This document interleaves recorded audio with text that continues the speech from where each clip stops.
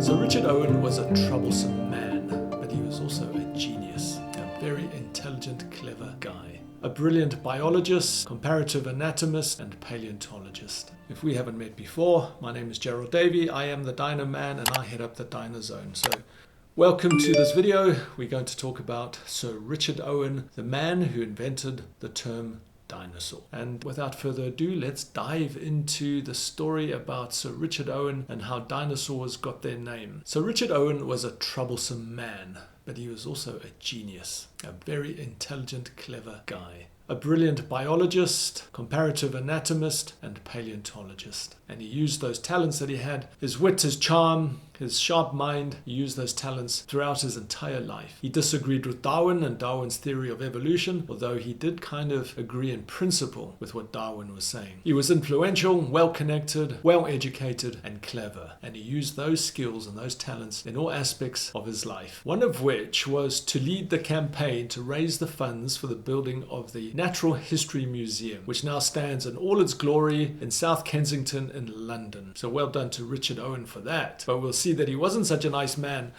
As we get further into this video, he was also a huge troublemaker, and he attacked his colleagues, and he ultimately did himself some damage, but we'll talk about that further into the video. But his crowning glory was this Natural History Museum, and we'll make another video on the Natural History Museum shortly when we start looking at all the different museums around the world and where to go and check out all these amazing dinosaurs. So the Natural History Museum opened in 1881, and it's a national treasure. In fact, it's an international treasure because people come from all over the world to see all that stuff that's on display in that museum, whether it's dinosaurs, plesiosaurs, amazing rocks, amazing minerals, all sorts of stuff. You know, it's not just about paleontology. There's amazing, it's all about natural history really. So yeah, so we don't get hung up on paleontology, but of course when I go there, I need to make another visit actually, but when I go there I kind of head straight into the paleontology section because, you know, that's what we're all about here. Okay, so well done to Sir Richard Owen for finding the money to build that absolute treasure, that treasure house actually of bones and rocks and minerals and amazing stuff.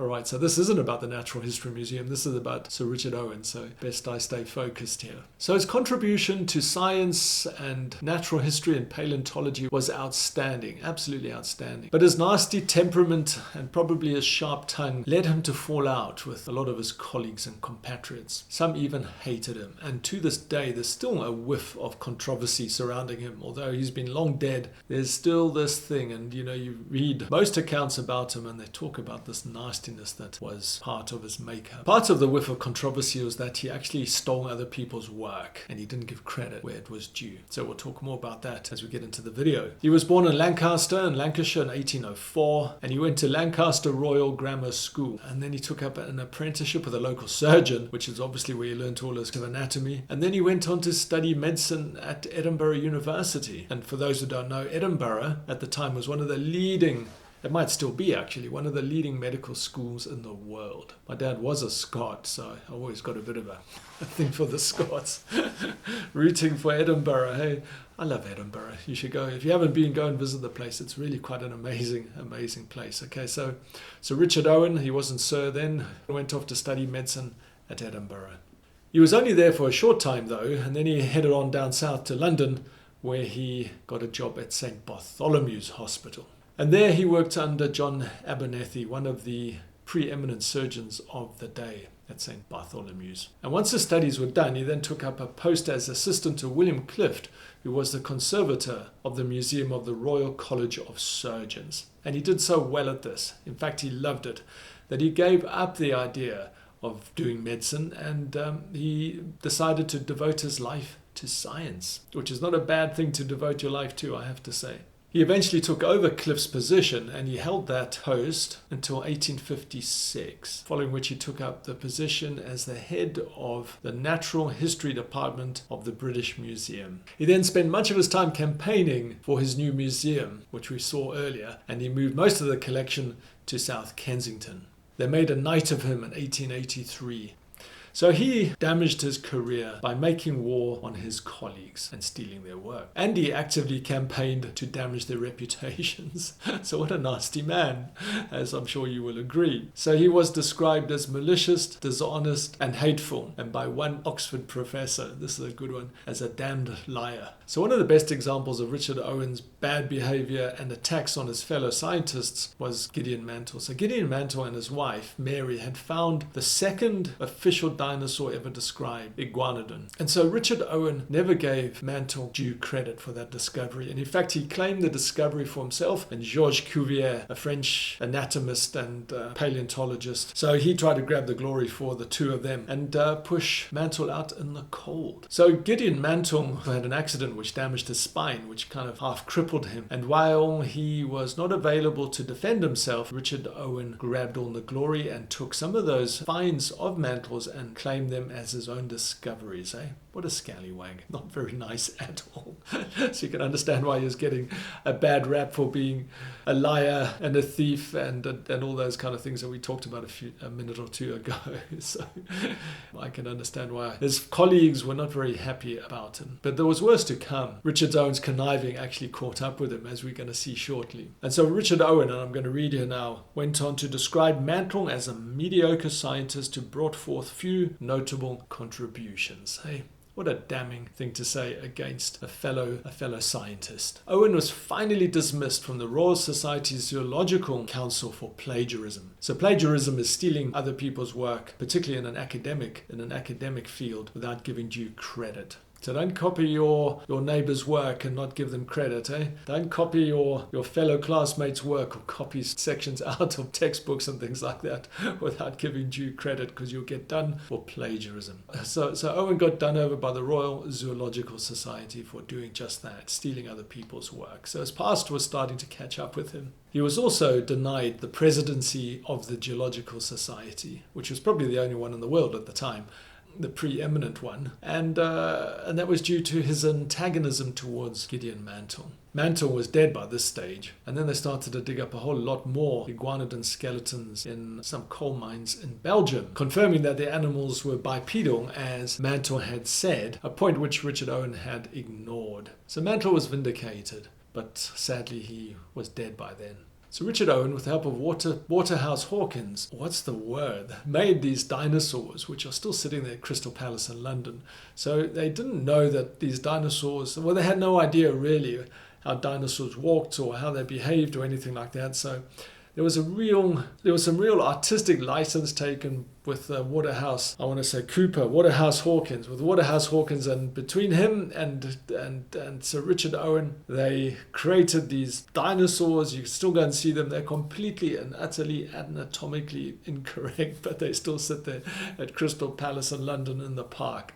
So if you're curious, you can go and Google them and see those pictures. So that was a real case of artistic license where they just kind of guessed at it. And if they'd paid some attention to Gideon Mantle and his idea that, his notion or his description of the iguanodon, they would have realized that that animal stood on two legs. So Richard Owen is mostly known now for the fact that he came up with the term Dinosauria, which means terrible lizard. So that's his claim to fame. So every time we talk about dinosaurs, there's always a nod to Sir Richard Owen, in spite of his shortcomings and his bad behavior and his stealing other people's work and his attacks on all his fellow scientists and his lies and his deceitfulness and his conniving. He left us with quite a legacy. He was a very, very good scientist, a brilliant man, but unfortunately he damaged himself by his bad behavior and his willingness to steal other people's work and his attacks on fellow scientists. So there's a lesson in that for all of us. We should all behave in the right way in the world and not do dodgy things. Okay, so I told you the little story about Sir Richard Owen, so you know where the term dinosaur comes from. It means terrible lizard, and it was Sir Richard Owen back in the day who came up with this term that is still with us. And we can give a nod to Sir Richard Owen. Okay, so we've got through this little video. It's a short one today, so please like, please share, please subscribe. I can hear that click. Thank you, click. Well done, brilliant. It's good for you, it's good for me, it's good for the algorithm. This channel is all about dinosaurs. We're trying to put more and more videos up. It's taking a lot of time and effort. I'm a consulting geologist when I'm not doing dinosaurs, so there's lots of that kind of work going on. But one of my passions is this dinosaur thing, and we've got the physical dinosaur park, the Dinozone Dinosaur Park. So if you're in the vicinity, swing by. If you're not, just follow us here, and we try and get these videos out on all things dinosaur. All right, so I'm never quite sure what the next video should be. So if you want me to talk more about paleontologists, give us a shout. If you want me to talk more about dinosaurs, again, give us a shout, obviously, in the comments below. If you want me to talk about the museums and those kind of things, yeah, again, comment. Whatever you want, please leave those comments and I will try and accommodate you where I can. Please leave your questions. Please, let's have the conversation. I'm so looking forward to that. And once again, please give us a thumbs up and a like and a share. Also, follow us on Facebook. I'll put the link to the Facebook page down below, and we're on Instagram at All Things Dinosaur, and there is the Dinozone website. Leave the www off. It's just thedinozone.com. We are trying to put blog posts up there. Again, it's a tough job, and it would be really fantastic if you came and read the blog post and left your comments and again your ideas and requests for other topics. But yeah, so your feedback means everything to us. So if you engage with me, I will engage with you, and all that lovely feedback and makes me get excited and just trying to do this amazing thing and this amazing initiative. So I'm looking forward to having you all joining and having fun here and learning about dinosaurs and paleontology. And those things have a direct influence on who we are as human beings and our long-term future. Talk about extinction and why the dinosaurs went extinct and evolution and all those kind of things. So those are very pertinent to us and our humanity at this time when there's so much talk about environmental destruction and global warming and all these kinds of things. So we can touch on those topics too. You know, there's a whole story about climate change throughout geological history. And so that also might be worth making a video about, because certainly Earth's climate has not been static throughout the 4.5 billion years of Earth history. And in fact, I made a little video about exactly that and the Great Oxygen Event, and I'll also put the link to that down in the description below. Okay, I'm out of here. You take care. See you on the next one. Bye.